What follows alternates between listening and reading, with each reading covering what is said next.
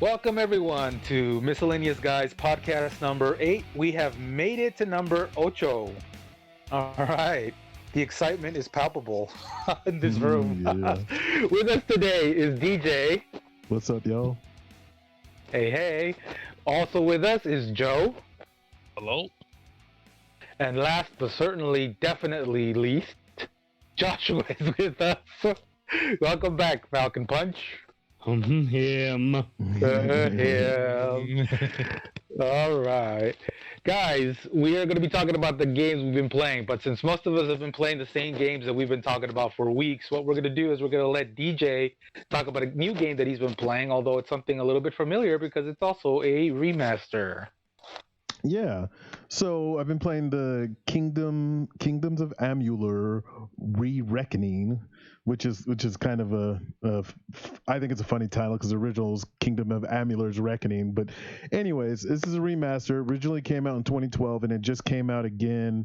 And I liked it. I played it back. Well, not in 2012. It was a few years later. I got it off Origin, played it on the PC, and the game was fun, but it had some issues. It had some glitches. Items would get stuck in your inventory, and what was the other one? Oh, the aspect ratios would get messed up on PC a lot too. So when they did this remaster, the first few people bought it and reviewed it. The first thing they said is it looks just like the old game. Don't buy it. It looks just like the old game. Me, I'm glad I bought it because it seems like the majority of what they did was fix a lot of those aspect ratio glitches and items getting stuck in your inventory and certain NPCs not doing what they're supposed to be. It's almost because the story is the company that made this game came out and fell on hard times and went bankrupt. So I believe that's why they were never able to fix any of the issues that were present on launch. So now that somebody's gotten the game, they fixed the issues, they kind of cleaned it up, and I'm enjoying playing in it even more so than I did the first time. I never finished it the first time because the glitches just got too annoying.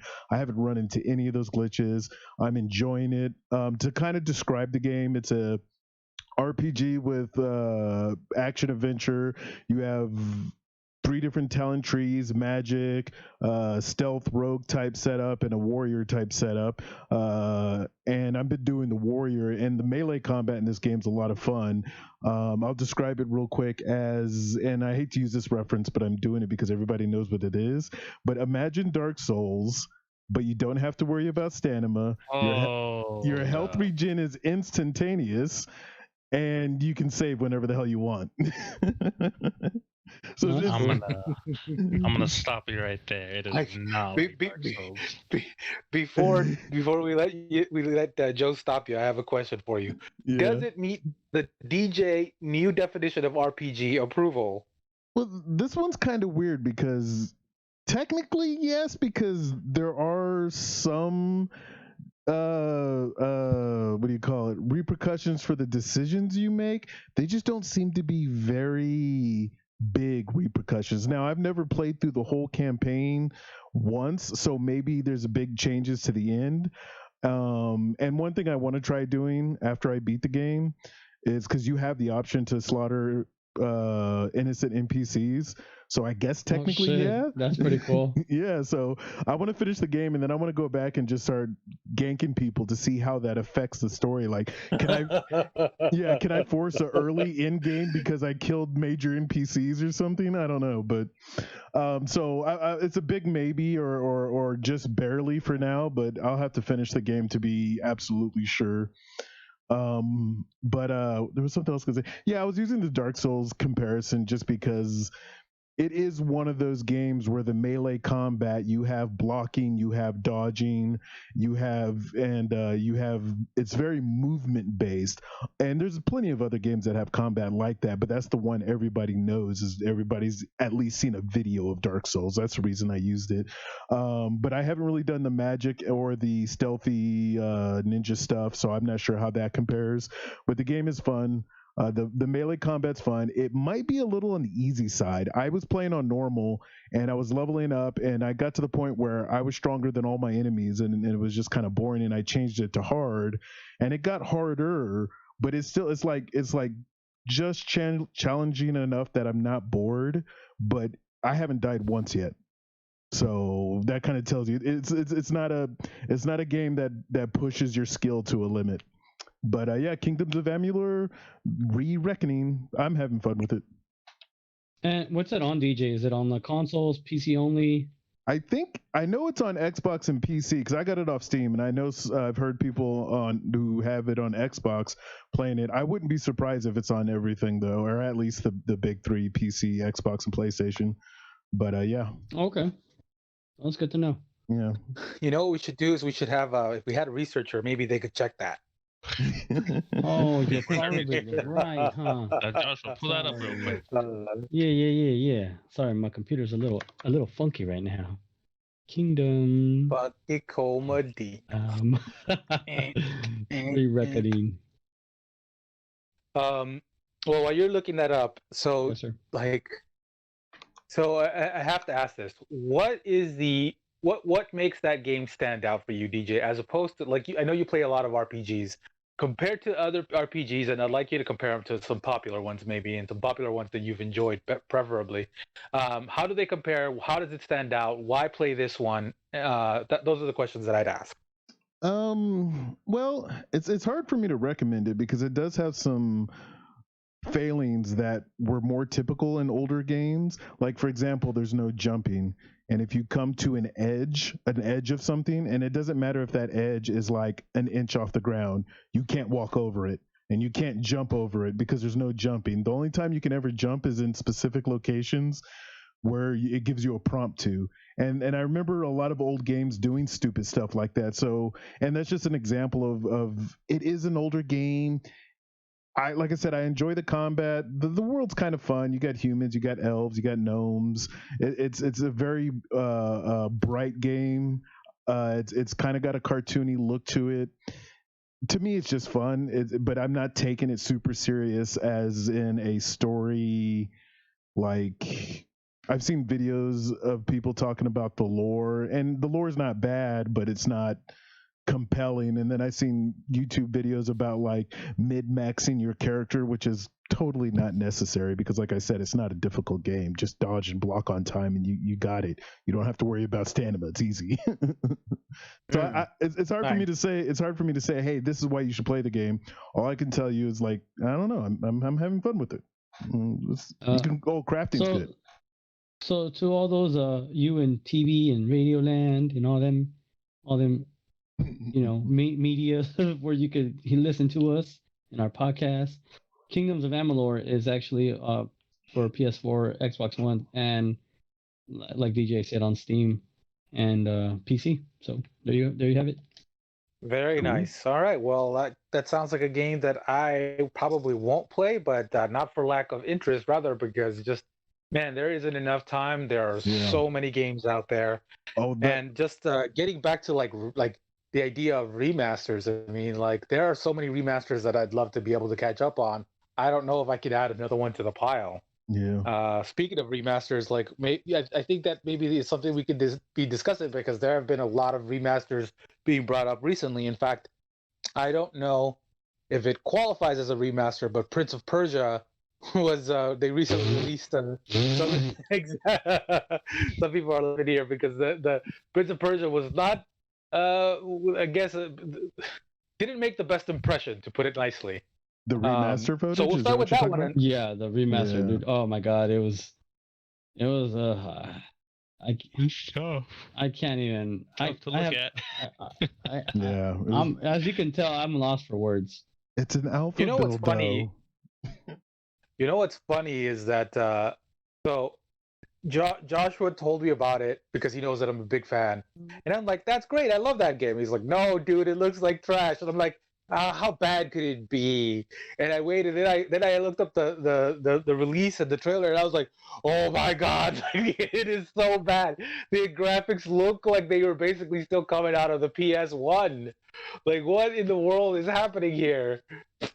Now remind me, which one is it they're trying to remaster? Is it the Sands of Time? Sands of Time. Yeah. Okay. Sands of Time. Yeah. Which was that a PS2? I may be remembering. It was PS2. Yeah, it was PS2. I remember playing it when I was living in the barracks in Jacksonville. So yeah, that had to have been PS2. Wait, Jacksonville, North Carolina? I'm sorry. Florida. We're not off the. Oh, okay.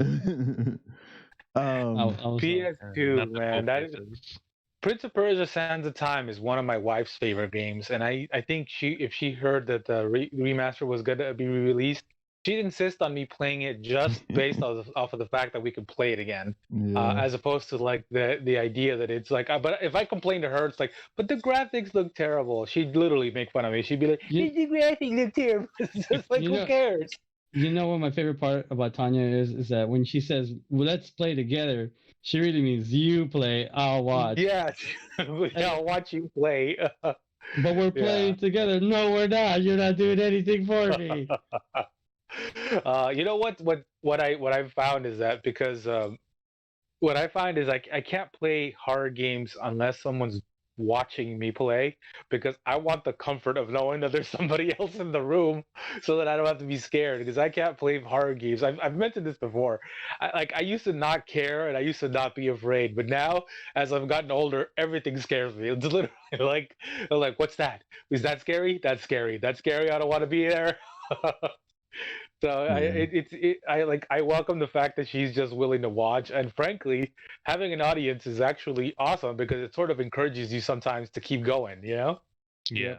Yeah, that's true. I'll say that when it comes to remasters, I'm usually the first one that'd be like, oh no, don't do a remaster, because 9 times out of 10 they're just a new coat of paint and that's it. Unless they're gonna sell them super cheap.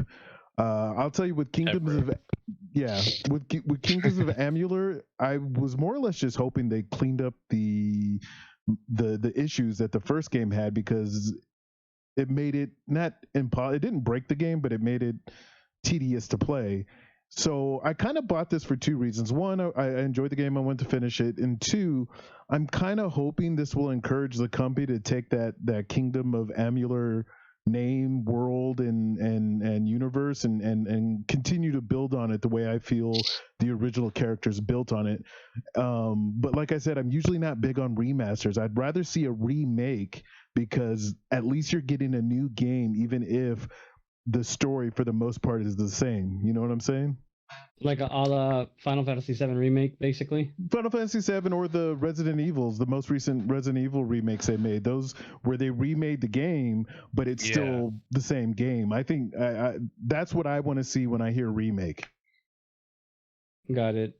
So in regards to remaster, since we were talking about that, I actually saw a rumor that my most beloved Mass Effect is actually getting remastered, and it's coming out to PlayStation 4, Xbox One, and also to the Switch.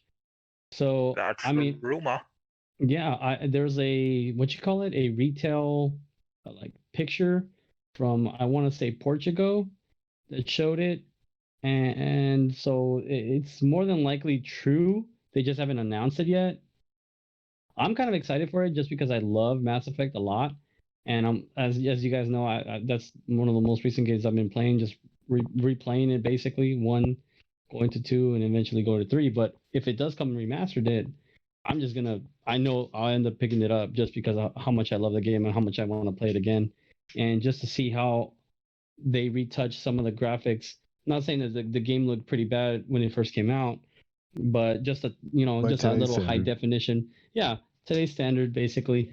And there were some buggy issues and stuff like that. So maybe if they fix a bit of that, it's not as glitchy through this playthrough, through this remaster. That would be kind of cool. And maybe for those who haven't played, Mass Effect, maybe this time around they'll give it a chance. But I'm kind of like with you, DJ, in regards to, damn, am I gonna pay $60 or $70 for this remastered when it's like a game that's already been out? You probably already own, yeah. Yeah, so it's like, is it worth the price? Spoiler alert, yes, for me at least, because I know. Is it really going to be that much? It'll probably be like 40, because that's what remasters tend to be more expensive than games that are old. But most of the ones I've bought over the years are like 30 to $40. So that's what I would hope it'd be at. I feel like remasters should be less than a new game, since they're just putting a fresh coat of paint on it rather than reworking everything. And if it isn't, frankly, it should be a crime what you're doing. Yeah. It's like selling a used car as a new car. Come Yeah, on. kind of. I don't care that you've buffed it up and gave it a new paint job. So It's like it's in still this fundamentally the same car.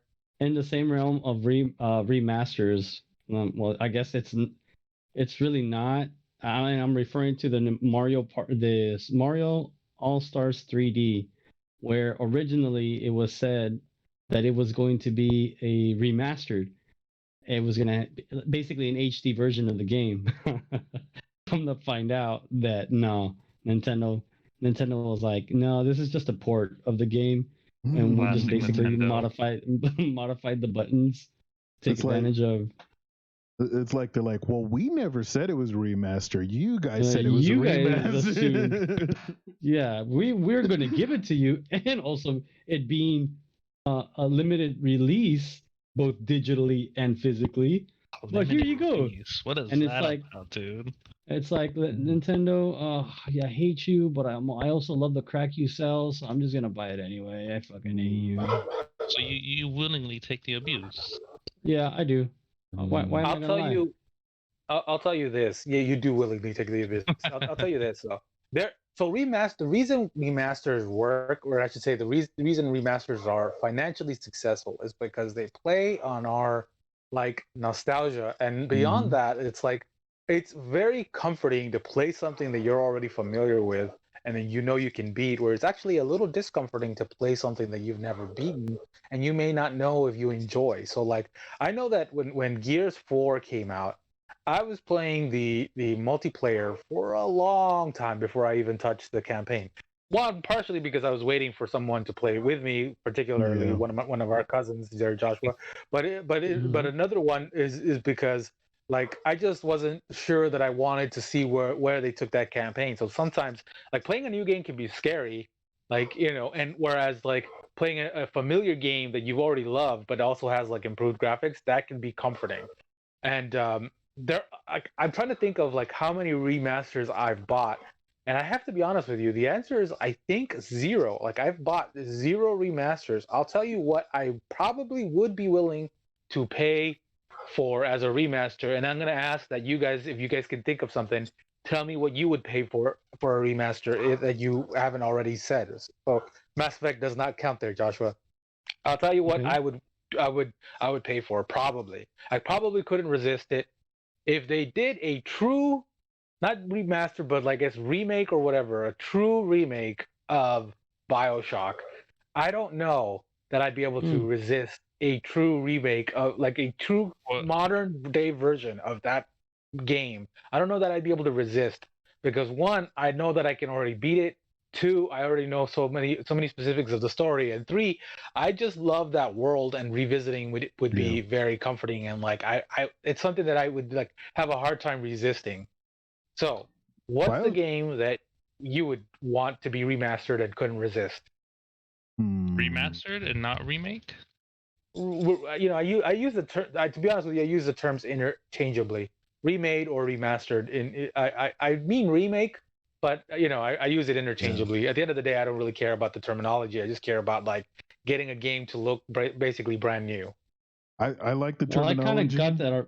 Oh, sorry. Go ahead. I was gonna say I like to have the difference in the terminology because it's literally the difference between you just taking an old car and painting it with new paint, or you taking that old car and putting new engine, new tires, new suspension, new everything, sound system. That's a remake, while a remaster is all you did was paint it to make it look shiny. And as far as remakes, we mentioned Mass Effect. I'm going to go ahead and say I would like a remake in Mass Effect, the original, because when you compare that game's combat, the original's combat, to modern day, even Mass Effect 3, the combat would just rolled so much smoother. I would like to see that remade just to improve the combat mechanics. They wouldn't have to change much, but just to upgrade it to more modern style, more easier flow, and the cover mechanics and the special abilities. But that's mine.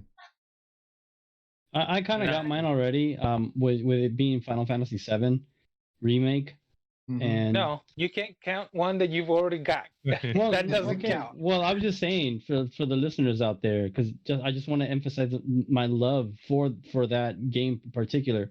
But I would also kind of love to see Final Fantasy VI being remade, because I honestly think it's underrated in the sense that a lot of people don't know about the game, and the villain is so much better than any other villain that I've ever experienced, to be honest with you. I don't want to give too much away, but if you have a chance to play that game, I highly recommend it. Final Fantasy VI. So I would like to see a remake of that game. I just I guess thought it's of, my All turn, right. right? yeah, go. I'm not sure, cause even though like I would like another chance to like play the games, I wouldn't want to buy the game again, cause I've already played it. I already know what to do, so nothing's gonna be surprising. And What for if you me, get it on like Game Pass for free? that's fine, but like I would never buy it, or I wouldn't want them to remake a game, cause for me, like I enjoy the game as it was then, and I don't feel like you should change it. Interesting. That's an opinion. Unless they do something like, okay, like they had to divert from the original idea because the limits of technology at the time, then yeah, I would definitely support the idea of remaking the game to the original idea of how the developers wanted it. Yeah. Well, what game would that be though? That's a good question. WoW. I think WoW would be a good thing. Didn't for they already that. do that? No, They they just did- remade the game without changing anything. Yeah. Oh, okay. Are you talking about So Warcraft or World of Warcraft? World of Warcraft. World of The MMO. Warcraft. Yeah. Yeah, like in the MMO, they had like original ideas for like the spirit world, and how when you died, it would be like a separate questing world. Oh, And wow. then they had like things like the Emerald Nightmare, where it was Oh, supposed to that be would've like been a awesome. more primal version of Azeroth before the corruption. And then they had stuff like the Dragon Islands and stuff like that never got put into the game. That So would be cool. that's the kind of stuff that I would like to see in them to explore the original story and the original ideas that they had going on at the time, and gameplay ideas. I'll mention one more game, which I have a hard time resisting because I played that game about as much as far as a campaign. Like I played it as much as you could humanly possibly play it over the lifetime of PlayStation 2, and that's a game called Red Faction. Are you guys familiar with that game? Oh yes. yes. Mhm. I think I'll change my mind. A remaster of that would be great. Okay. I genuinely played love that game Co-op so much. so much, dude. I love that. Yeah, the Red Faction and playing the multiplayer that you had to play like in person, Yeah. it Couch. was always it was a really good multiplayer game. It was second to possibly what was that Bond game? What I always forget the name of it, even though it's like GoldenEye. GoldenEye. Yeah, it was a really great like multiplayer game that in the days when you had to be in the room with the person. And Red Faction had a great story and just it is a fantastic I think it's one of those that's largely forgotten by time, and the franchise never got as big as this and most of the other the big franchises that survived over that period of time. But I just love it, and that would be another one where I'd be like, like that would be something like huge enough that I'd be like, yeah, maybe I should get that PlayStation 5. Like now instead of later, you know. But that's another one on there that I throw into like those are the two games that would really make it hard to resist. I just thought of something too when you guys mentioned Final Fantasy VII. I remember on the original PlayStation, two JRPGs that I really enjoyed. One of them was called Xenogears. And oh yes, dude. Yeah, Xenogears. The story was confusing as hell, but not so confusing I didn't know what was going on. It was long, it was in depth, and I love that. I would love to see a modern day imagining of Xenogears. And the other one which was PlayStation trying to compete with Squaresoft back in the day, which was Legend of Dragoon. That was another very fun JRPG that had a good story and had good and both of those games tried to put a twist on the turn-based combat. Now, granted, if they remake it, I would hope they would just go away from turn-based combat like they did with the Final Fantasy VII remake. But yeah, those are two really good games I wouldn't mind seeing being brought to modern times. That would be cool. Yeah. Now that you said JRPG, it reminded me of a series called Dot Hack that I would really like to revisit in modern times. I don't know if you guys See, ever heard of Joe, it. even Joe has come around with the remakes, or what's the preferred terminology here? Remasters. Remake, so not remaster, right? Remakes. Remakes, yeah. We're mostly talking about remakes.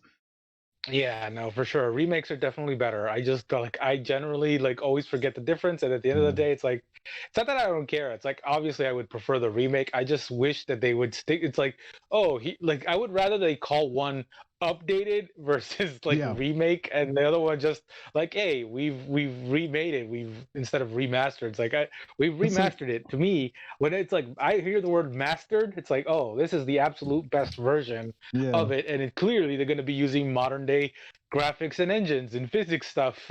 No.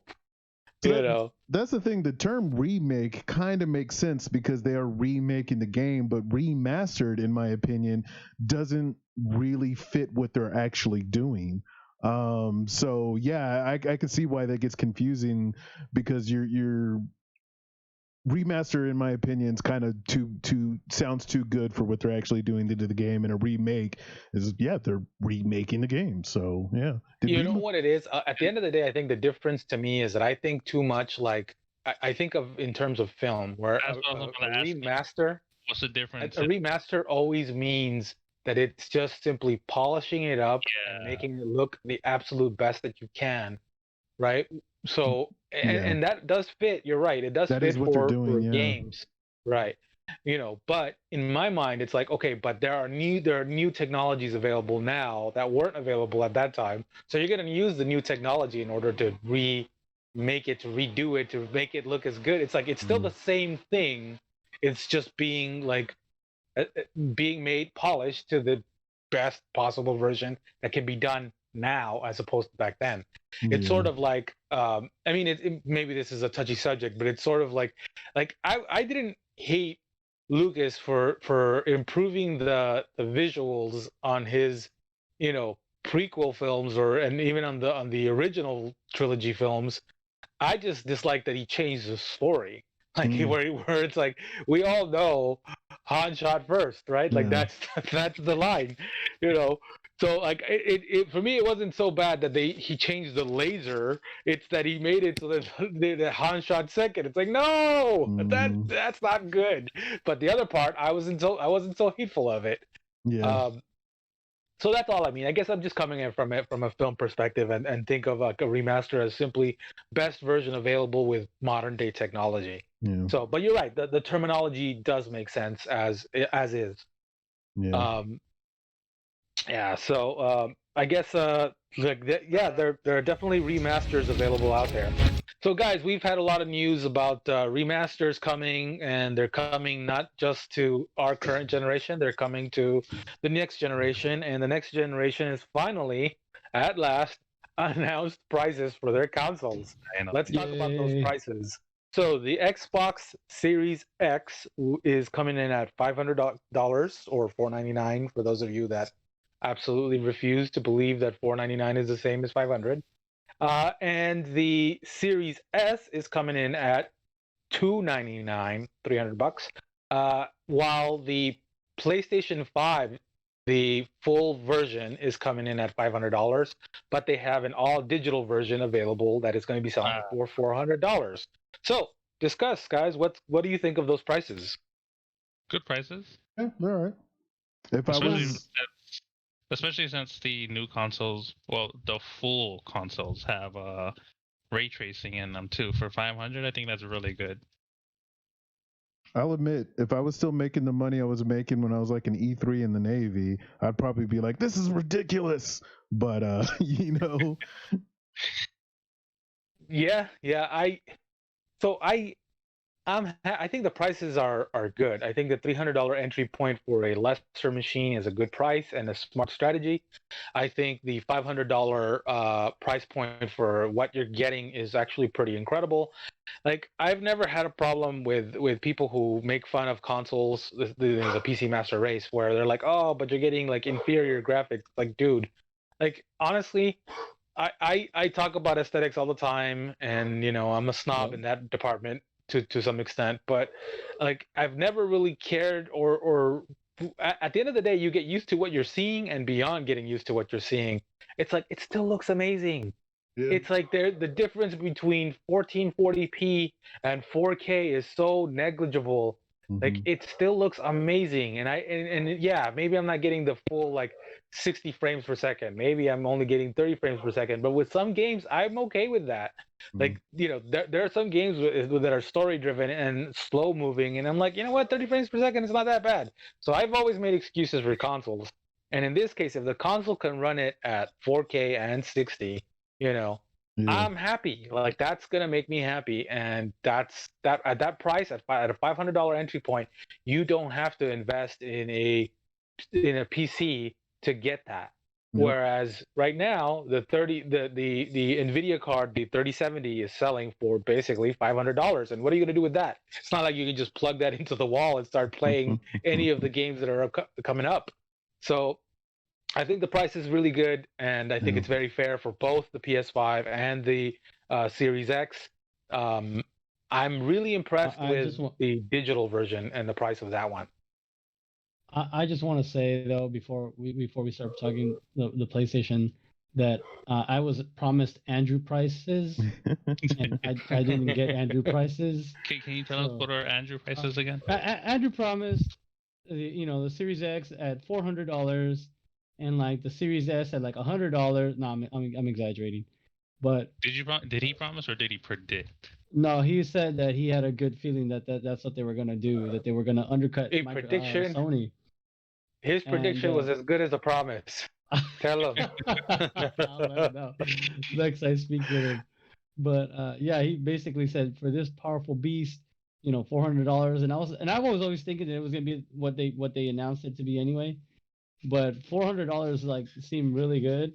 And I was like, damn, to get that at $400, damn.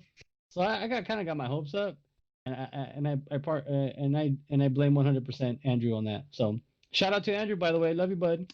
Yeah, we we love need, you, but we come need to get him back. back in here so he can defend himself. Right? against the Uh, against the mask. yeah, but so long as he can't, he takes the drubbing. Yeah. Yeah, Oh, I'm with you. I wanted that $400 price. I never believed it. I never thought Yeah. bought it for a second.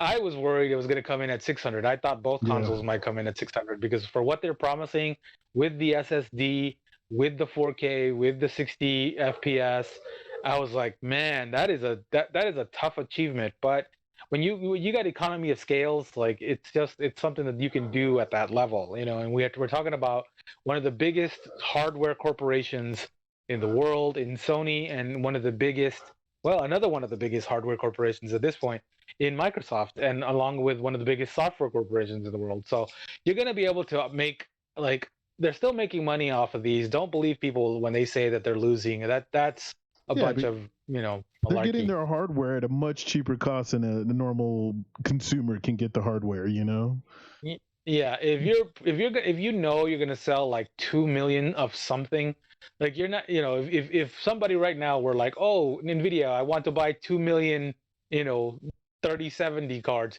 you're not buying it at the retail price of $500. You're gonna get a huge discount. You're gonna get it close to what it costs them to do it, plus or minus 10 to 15%. Yeah. Like that's sort of the way business works. So, I don't feel I like had the price come out at the Andrews promised $400 price, we I think it would have been amazing. But I bet you they'd still make money at that price too. I just don't see how these guys they're in it for the money, and there's no way that they're taking any kind of a loss here. Yeah. They're making money. They're making money hand over fist. There's economy of scales to be considered here, and And I think that I really do think that it's a good pricing point and worth what they're selling. Now, earlier you were kind of comparing consoles and PC, and you're right. I mean, PC, if you're gonna go the best, and not even best, even like just really good, you're gonna spend more money than a console. And that's one of those things. People don't go into PC gaming because they want to save money. You know, they go into PC gaming because that's where their friends are, or the variety of games, or which is starting to change. But yeah, you got a lot more variety of games on PC. But then at the same time, consoles, I would say 9 times out of 10, your consoles and the games on it are going to work. While on PC, sometimes they don't work, and there's nothing you can do about it. You know, so there's advantages. I never had a problem with that on PC. Yeah. I've had games not work. You just got a PC for the first time in the last 3 months. Shut like a ton of games. Shut the fuck up. You've had a PC for 3 months. I never had a problem with it. Fool. Recently, I haven't had that problem. But throughout my lifetime playing on PC, sometimes it's like, oh, it's the PC port and that's why it doesn't work well, which I think is a lame excuse, but whatever. And sometimes it's just a game that wasn't done well. I play a lot of weird games. Sometimes they're early access games, and you know, you're supposed to be like, oh, it's early access, that's why it's not running properly. Count those though. Those are like alphas. Hey, did they charge money for it? Well, you bought into it. They charge money for it. The game should at least run. Into it. It should at least run. The game you bought into an alpha. The game should at least run. No. But even before that, by the way, guys, I've bought games from GameStop that were, you know, hard disk. Now, granted, this is like probably more than 10 years ago. This is back when WoW was still kind of new. But I've bought games from a retail store and came home and uploaded it to my computer, and the thing ran for shit. It just sucked. I think that's fair. Yeah, so nowadays, maybe not as big of a problem as it used to be, but sorry, go ahead. Here's what I personally think. Like, I used to build gaming PCs, and what I found whenever they would call me to complain about, like, oh, your PC's not working. Bitch, it's not my PC, it's your software. Okay, first of all, it's not that the game itself doesn't usually work. Most of the time it works fine, and it usually works fine. Like, I'd say a greater average than people are really willing to admit to. Yeah. Right? But what it is that when things go wrong on the PC, they go wrong. Yeah, it is a lot harder to get a PC game to start working once it's gone wrong than it is to get a game to get that disc in and out of the freaking console and get it to work again. Like back in the days when we had discs, right? Or to get the digital version of the console game to work. It is just a pain in the butt when PC games go wrong. They go wrong hard, and it's a pain in the ass. Mm-hmm. That's generally what I found. Does anybody miss cartridges? I mean, I know the Switch has it, and I love it because as soon as I load it in, bam, right straight into the game. I don't have to wait for it to download or anything like that. Nope. By the disc. You guys don't miss cartridges and blowing into your cartridge? I don't miss giving blowjobs. No. I think I traveled too much in my life to because PlayStation 2, Xbox, and PlayStation 3, I was traveling a lot and having to. I either had to say, okay, this is the one game or two games I'm bringing, or I'm trying to bring all of them. Which, you know, like 6-month deployment. I'm trying to bring every game I own and my PlayStation and a tiny little monitor to plug it into. Not fun. Yeah. Kendall's living in the past with this stuff, dude. I love digital everything. I don't buy. I avoid unless I avoid. The only thing I still buy that's hard copy is Blu-rays, and you know, even then I only own like at this point I might own 8 to 10. But I had 6 for a very long time because I just didn't think most of those movies were worth buying or rebuying, I should say, because all of the movies that I owned, I still have on DVD. So yeah, no, hard copy is a pain in the ass. I don't miss cartridges, in particular the fact that cartridges could burn over time. Like it's just like the more you use them, the more chance of them actually burning. Like, oh, I remember I know you got to remember this, Joshua, because it's back in the days. Your mom, when she would let us play with you guys on Nintendo, she would set a hard limit of like, I think she said back then it was an hour. It's like you guys could play for an hour, and it's like that felt like nothing to us. It was like an hour was nothing, but it was like all of a sudden the hour was over. It's like, please, Tia, just one more hour. It's like, no, you're gonna you're gonna ruin my Nintendo. It wasn't even your Nintendo, Joshua. It was her Nintendo that she owned on your behalf. So no, I don't miss cartridges. I don't miss burning. I don't miss that stuff at all. And I'm with DJ. The less it, at some point, everything might run on the cloud and it might run beautifully the way we want it to. And I think those days will actually be good in the sense that at least like it makes traveling a lot easier. Not everybody has I that used to issue, travel with my Xbox One, the old one, the original console version, between like different homes and literally just like 20 miles, and it's like the weight of it, it's like, oh god, just killing now. I had to carry a whole extra bag and everything. No, man, dude, don't miss it at all. Well, I'd love to hear from our listeners or viewers what they think about the console prices, whether they're gonna go in right off the bat. I know that Joshua has already put in a pre-order. Is that not right?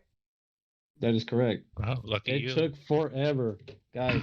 So Sony originally promised, guys, don't freak out. When we announce the price and the launch date, you guys are gonna have plenty of time to pre-order your stuff. You don't have to worry about that. So yesterday, after their Sony event, they released all that information, and then they said, oh, starting tomorrow, which is today, Thursday, you'll be able to start pre-ordering your consoles. Not an hour after that, GameStop started to take pre-orders in stores, and then other retailers started to follow suit. And you're like, what's going on with this frenzy? Weren't we promised that we were going to have time to do this? And I think Xbox did a great job in that, where it's like, hey guys, you'll can start pre-ordering your console on September 22nd. We'll let you know later on at what time for each region and whatnot. And man, it was such a nightmare, dude. I stayed up until like 1:00 in the morning, and I finally got it through Best Buy, and I still had to call my credit card company because they thought it was fraud. And I was like, no, I lost my pre-order. Why? And that would absolutely make me cry. Yeah, dude. I finally was able to get it, and so I'm hoping for you guys that are getting your Xbox, don't have to deal with that stress, don't have to deal with that nightmare, because holy crap, man, that was a big turnoff. Just because of probably, I mean, at this point, everyone's predicting that the PlayStation will still outsell the Xbox 2-1. My guess is that like the rollout for the Xbox won't be as hectic, and probably there'll be plenty of consoles out there to buy. So if you're actually into pre-ordering for the Xbox Series X, then I think you're going to be okay, including the Series S. And I don't predict that it'll be the nightmare that it was for Sony. In Sony's case, even though this is sort of maybe some bad press, I think it's actually good news overall, because at the end of the day, people wanted it so bad that it's caused a shortage already. And I know that some of our listeners have told us that they're like looking at $1,000 prices instead of $600 prices, which is nuts. Mm-hmm. I definitely would. I'd rather wait than pay $1,000. Oh, than pay more than retail price, I should say. So, guys, let me ask you about. Okay, so beyond like the experience of pre-orders here, I'll say this. Like I'll just tell Joshua, just talking to this is separate. Like this is a slightly separate divergence here. But basically, like, dude, the only time that I ever stood on the phone calling in to try to get something that was important to me like that, it was tickets to a concert, and I can't even tell you which concert it was. I think it was the Guns N' Roses comeback concert. I was on the phone. It was tickets to the Guns N' Roses comeback concert that they were doing in Las Vegas, and I was like literally dying because I didn't think I was gonna get the tickets. And then I finally got the tickets, and I'm freaking celebrating. I'm jumping up for joy. I'm waking up my wife, who was already, fast asleep, and I'm jumping for joy. And I'm like, I got the goddamn tickets. And then later, the next day, I didn't even find out until the next day. My credit card company, my bank actually was like, fraud detection. Not like we've invalidated this purchase. I lost the tickets to the comeback, and to my mind, you know how big a Guns N' Roses fan I am. I was literally dying inside. I'm sitting there like, and I've done customer service for a long part of my life, and I know like to a certain extent, there's almost nothing these guys can do. And I'm sitting there and I'm yelling like, "Give me my tickets back!" Like they wouldn't do it. They couldn't do it, and I had to eat like crow because I just like I lost my tickets, man. And I was just bummed for like a whole week. Dude. Yeah, I think that was, and I want to say maybe it was like 2008 or something. Like it wasn't. It was long ago at this point, but it feels like a very short time ago. What So yeah, what waived it as a fraudulent charge? the fact for that I me- never buy things of that nature, like I'm, so like usually, because in this case you had to get them through, it wasn't, I don't remember what it was, but it was like it was a Ticketmaster thing, and you had to get some sort of like code or something, and in that code you had to go to like a different like website or something, and then I don't remember exactly what, but instead of it coming through as a regular Ticketmaster purchase, they had used something where they called it some other thing, but it was still Ticketmaster.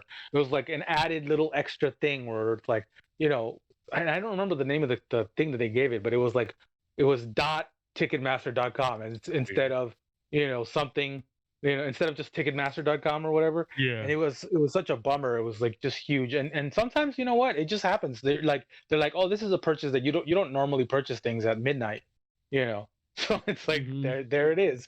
That's all it took. Purchasing them at midnight. Hey, can I ask real Yeah, quick?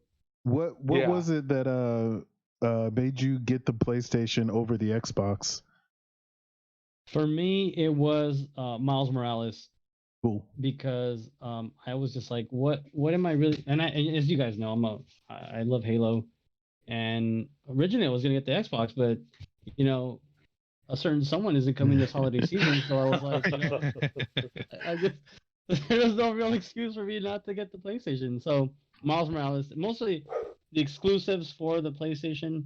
I know, and we'll talk about it in a little bit too. But yeah, it was just mostly for the exclusives that are coming out at launch for the PS5, as opposed to what's going to be available for the Xbox this year, at least. Yeah. Cool.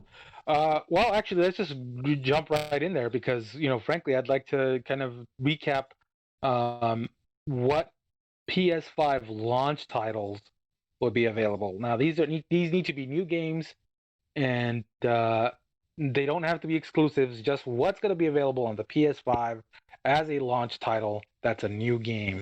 And why don't you recap that for us, Josh? Sure. So new games that are launching for the PS5. Miles Morales, that's an exclusive for the PS5. Call of Duty. Ooh, someone correct me. Call of Duty, Black Ops, Cold War. I'm sorry, that one's coming out. Valhalla. I'm sorry. Assassin's Creed Valhalla is also coming out for the PS5. Cyberpunk is also coming out for the PS5. These of course are third-party games. Madden 2021, NBA 2K21, FIFA 21, and others too. Other third-party games that already said that they were going to come out for the PlayStation 4, also coming out for the PlayStation 5. And Joe, do you happen to have the list for the Xbox games that are coming out for the Series X and Series S? Yeah, it is Assassin's Creed Valhalla, Dirt 5, Fortnite, Gears Tactics, Tetris, and Yakuza. I think Destiny's in there, but I think that's for all consoles. Yeah, Destiny's coming for all consoles, and I'm sure that it's also coming to Game Pass. All the previous DLCs is coming to the Game Pass for Destiny. Yeah, Cyberpunk will be there too, and I would say that to me, like that, if I'm gonna buy Cyberpunk on console, I'm gonna buy it on the Series X instead of the PS5. And I'm tempted because I think you guys, I've made it a point to say like I strictly prohibit video games for touching my PC. It's like it's a very expensive high-end PC. Well, at least for me it was over $3,500 investment there, uh, and it wasn't that long ago. So like, it's pretty killer. It's pretty badass. But I refuse to let it touch any video games. I always have because I've always used that exclusively for essentially video editing work that I do with a friend, and so I don't let it touch any PC games or any games at all. And in fact, I don't download anything extraneous, anything that has nothing to do with. If it doesn't have to do with editing, it's not on there, and that includes things like I refuse to allow Adobe PDFs to be like to touch my computer. It's like slow my computer down, will you? So like but like Cyberpunk, I think I've said this before. It's like it is so tempting. I actually want to go out there and get myself the 3080 NVIDIA graphics card because I'm like, my PC would run it so beautifully. Like it's gonna run it great on that 3080, and it'll be the best version of that game. And I've been saying it for a while. It's like that's the game that I really think of as like the first true next gen game that's gonna be released. So that's for PlayStation 5. I'm sorry, I also missed Demon Souls for PlayStation 5. That's a exclusive, and Destruction All Stars, Sackboy: A Big Adventure, and Astro's Playroom. Very nice, very nice. So I think it's fair to say that I'd say anyways that the PS5 has a better launch. Definitely. Better launch here with as far as titles is concerned, because I'm not impressed at all by Xbox titles, to be frank. And well, first of all, what are your thoughts? And second of all, what will it take to at this point we've asked this question before. What would it take you to get the Series X instead of the PS5? And why don't we start with Joe? You're not getting Halo, dude. If we're not getting Halo, yeah. If they just games really, like for me they don't really have like any like next gen games, and because of that I don't see any incentive to get another or the new Xbox right now at least. So that's it for me. Bobbin? Okay, go ahead. Why don't you go talk about what it would take for you, Josh? Well, for me, they at Sony's launch they did show Final Fantasy 16 exclusive only to PlayStation 5, but like with a little caveat also saying it's also coming to PC, which I'm like, okay. Anywho, so that's what's coming. So I'm excited for that. But PlayStation has won me over just for God of War Ragnarok, which was teased at the end. And also Miles Morales Spider-Man. Marvel Spider-Man was an amazing game for the PS4, and the fact that they're doing a Miles Morales version of it is exciting. I'm excited to play that game. And also, for me to have gotten the Xbox, I'm telling you, it's Halo. Halo for me. Any good game at this point. Yeah, I think we just said you're not getting Halo. What would it take now? What would it take right now for you to get Series X? Just Halo. Yeah. You're saying there's nothing that would convince you then? No. If it's not Halo, I don't want it. Don't give it to me.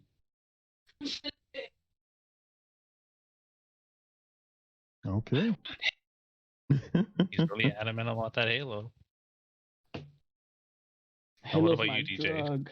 I'll tell you, it's same as you, Joe. I mean, right now Xbox really isn't showing anything that makes it worth dropping that kind of money on a console. If I was gonna buy a console right now, it would be the PlayStation, because like you guys were saying, they got a list of games that not only look like next gen games, but also are exclusive to the platform. So it's like, yeah, I would go PlayStation if I was gonna get one right now. Guys, would it be fair to say that overall we're probably more of Xbox people than we are PlayStation people? Is that fair? I'll speak for yourself. I'm a Nintendo fan. Duh. We're don't talking think. Xbox and PlayStation, you jackass. There's always that one guy. Go. It's like, oh, what do you prefer between, like, oh, is it Ginger or Marianne? I like somebody else. Like, no, dude, the question is Ginger or Marianne. No, I would consider myself a PlayStation guy as opposed to Xbox. Yeah, that might be true for you. I would say. I'd say I'm more of an Xbox guy over PlayStation. Like usually, I tend to lean towards Xbox and prefer the Xbox experience. I can't Yeah, I really. just think it's more smooth. I don't know. It's like it's hard for me to say. It's hard for me to grab allegiance. I'm not usually a brand loyal type of person. I usually just go for whichever looks best at the time. And honestly, with this last generation, One of us. this last generation, the only reason I started with an Xbox was because I won one at a Christmas party. So Cool. Yeah, it could have gone a different way, you know. Yeah, you might not have played Destiny with us. How many years? How long was it from when Xbox came out, then when Destiny came out? Like the Xbox 3 or the Xbox 360 Xbox One. or one, yeah, the Like Xbox a year, One. wasn't it? Oh, Was the it a 360. year? No, My not computer 360. died. I can't look it up. That's all right, whatever. Because I knew I was going to eventually buy them. But you're right. Had I gotten let's say I had won a PlayStation at that Christmas party instead of an Xbox, I probably would have gotten Destiny on the PlayStation. Yeah, I probably wouldn't have played or not played as much. You know what I mean? Yeah. What was? How do I phrase this question? Which console did you have more fun on overall? I mean, I would say Xbox, but that's because I was playing video games with you guys. I don't have a lot of friends on PlayStation. Exactly. Yeah. I would say Xbox on that alone. Yeah, playing with like friends and stuff. It was overall because, in fact, I would say that I don't really play on like online games or multiplayer games on the PlayStation. And Josh pretty much knows it's like I bought his PlayStation 4 more or less just to play The Last of Us over again. Yeah. It's like, okay, what game don't I have access to? It's like The Last of Us and God of War. Those are the two that I cared about. And even Spider-Man, I was like, it's like it's not my bag, not my cup of tea. I get how everyone loved it, but and how it could be like a really fun game, but it was just like that wasn't one of the reasons. So for me, it was like God of War, Last of Us, and once I was done playing those two, I literally gave away the thing to my nephew. I was like, here you go, you could have my PlayStation 4 now.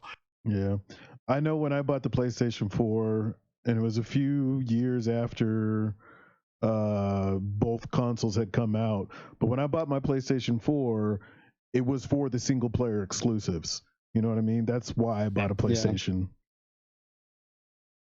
Yeah, that was the reason back then maybe to get it. Although now I think things are starting to I mean, they've been turning in PlayStation's favor for a good long time now.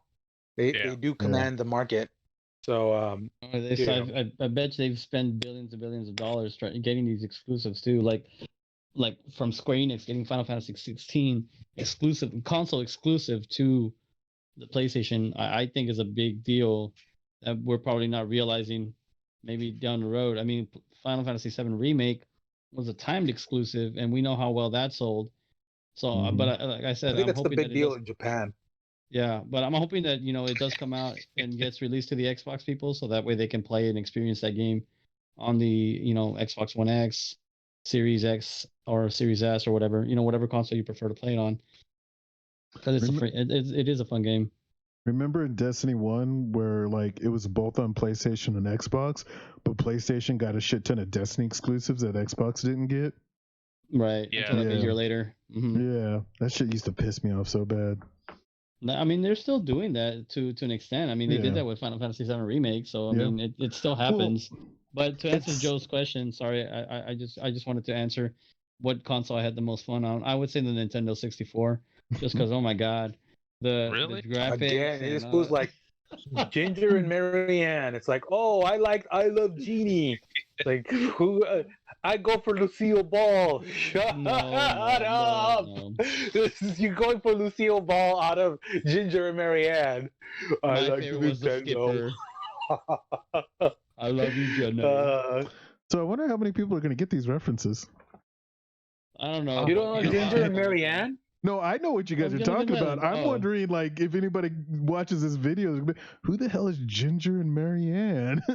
We're gonna, Oh. we're gonna have to copyright infringement and children. post it on the video. Children. Let me tell you about Ginger and Marianne. Mhm. Real quick. You guys look up Ginger and Marianne and you tell me. I don't have. First of all, I actually, you know what? As long as we're on the Picture subject, as long as we're off the subject, Ginger or Marianne, Joshua, you jackass. Don't say fucking I love TV. Ginger, dude. Ginger. She was a redhead, Good right? choice. She was the Mm. redhead Hollywood bombshell. Yeah, I'm going for the redhead. Nom, nom. Joe, do you even know? You are I one of don't those know. kids. I'm laughing. I did. I He's like- figured you wouldn't know. Okay. Joe's like, Well, 12. your It's just homework. beyond my time. Your homework, my child, is to look up Ginger and Marianne. No, between Ginger and Marianne, I go Marianne. I always liked her. Oh, dude, they're And both. that It's sassy still- brunette. They're both. You can't go wrong with. Yeah, I mean, Wasn't there neither an answer's episode- wrong. Wasn't there an episode? Neither with the answer is doctor wrong. where, That's right. Like, it was referenced that he had like slept with both of them at the same time on the island. Oh, I never watched the show. Straight from gaming. When Gilligan's Island came on is when I was like, oh, cartoons are over. It's time to go outside and play. No, That was that makes sense. You know, for a long time that was the case, except we weren't allowed to go play up until a certain time. It's like now that my parents are home, now we can go play, because when our parents got home, that's when, for Latino families, that's when the novelas got turned on and you couldn't watch Mhm. TV anymore. It's like That's time for true. my So novelas. you And sit then down- we just You sit down and watch this novella with me, or you go outside and play, because I'm gonna be watching my Yeah. novellas. and most of the time we went out and played, unless it was in the fall or winter when it would get dark a little too early. Yeah. And then you had no choice but to stay inside because they wouldn't let you out in the dark, you know. And it's like Mhm. you're sitting there watching a novella, and that's where you get your sense of drama from for years and years and years. Mary. Novellas, guys, video This games. is a cultural thing, but my God, I think they're so much better in Spanish. Like Latino cultures, novellas are so much better than the English counterparts. Yeah, It's Yeah. beautiful drama. 100%. I think I'm gonna go with Marianne on this one, guys. Really? I'm looking Like it it- up right That's now. interesting. Yeah, I said, it's Marianne. in this in this question, there's no wrong answer. No, there isn't. I was just it was just interesting. Yeah. His answer. The only wrong answer would be to give somebody else. Like, okay, between Marianne and Ginger, it's Well- like somebody else. No, Joshua. I No. would say Van Gilligan. Oh, If dang, Gilligan well, had my heart. hey, there's nothing wrong with that either. Hey, Good old. Was his name was Bob Denver, right? I think. I can't Or am I remember, confusing it out man. with the country singer? Yeah, it's a country singer that sounds like old, you know. Bob? No, that's John No, Denver, John the country Denver. singer. Yeah, John Denver. We're aging ourselves here for the younger audience for sure. So Xbox console prices and video games and things and stuff. Yes. Video games. All right. Sonic the Well, Hedgehog. so we've given you guys a recap of the Sony games and the Xbox games. Let us know what you think in the comments about the better launch titles and what console you're going to buy, if you're buying or if you're not, and why. It'd be great to know. You know, if there's time, we got a little bit left here in the podcast, and if there's time, we might talk about the rumors about what's Oh, I left. can't wait to get to the Um, rumors. Oh, I can't yeah. wait. So much. So what I'll bring in something that we had previously discussed in our last podcast, the idea of bringing in some non-game related stuff. If anyone is up for that now would be the time to do that. I actually have something I wouldn't mind talking about because it's semi-game related. All right. A series of books I started Dragon's not too long Dogma. ago. What? No, No. sorry. I thought you were going to mention that TV show on Netflix that just released today. I believe it's called Dragon's Dogma. It's a Oh, video no. game. and Netflix made it into an anime. But I didn't mean to cut you off. Go ahead. It's all right. I was actually just looking up a advertisement for that game. But anyways, a book series called Sword, Shield, and Sorcery, and it's basically a story that takes place within a D&D style game, and it's kind of crazy. You have a set of people in the real world playing swords, shields, and sorcery, and you have characters that exist, not the players' characters, but actual characters that would be considered NPCs by the players that exist in the game world, and things that these characters do affect what happens to the player characters, and things that player characters do affect what happens to the story characters. And it's just like this really interesting, I guess there's like a magic version of D&D, and it's like connected to a world fantasy world, and it's just really cool but simple and fun story. And it's like a lot of the people who play D&D, they're really mean to NPCs and kill them and steal their money, but in like this other world, they're real people being killed. So it's, I don't know, I think it's really, really fun, just another take on the gaming world and how players treat, fictional characters, because in this world they're not fictional. But yeah, Wow, I thought that was kind of cool. That sounds pretty cool. Yeah. That sounds like an anime that I would want to watch. And it sounds very similar to this anime that I did watch. It's called The Shield Hero. I don't know if you've seen it, Joe. No. Or not, but Nope. it's pretty good. But what you were describing, it reminded me a lot of that anime. Tell me the name of that again, DJ. The first book is just called NPC, but the series is called, I think it's Swords, Shields, and Sorcery, or something like that. It's 3 S words. But like I said, the first game is called NPC. So if you look up a novel called NPC, you'll get the first one. Cool, very cool. Something I'm very much interested. Yep. Is it by Jeremy Robinson?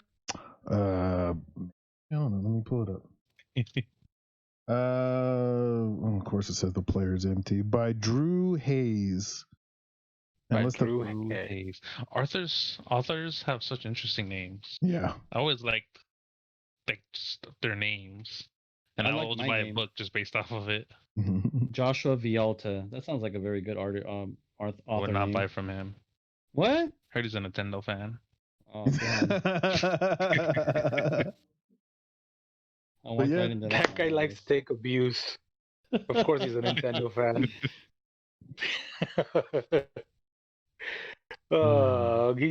He writes books on sadomasochism. Some of them want to use you. Some of them want to be used by you.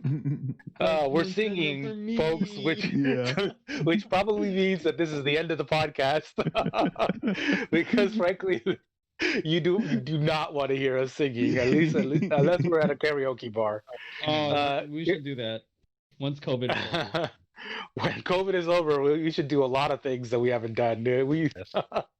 I feel like people are gonna go absolutely berserk when the thing is over. Like the best thing to own after COVID is over will be a freaking bar or something, because people are just gonna go bars, restaurants. Like bars and clubs will have the longest lines. Yeah, like movies they're gonna be before that all happens. It's like they'll be back before that all happens, and people will be like initially scared, so it won't be that crowded. But then by the time it's actually safe, when like it's safe enough to be close to be like grinding on one another, that's when you're like, I wish I owned a club, because you're gonna be making money hand over fist. Yep, people are gonna try to get their groove on. Cannot wait. Yeah.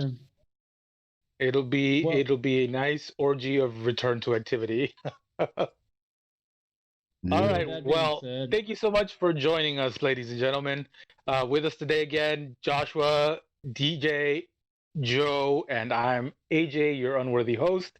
Please like and subscribe. Let us know what you think of the podcast. Let us know what you should be doing, what you think we could be doing better. Give us your opinions and let us know what you thought of the overall conversation. And thank you so much for joining us. Bye-bye, everyone.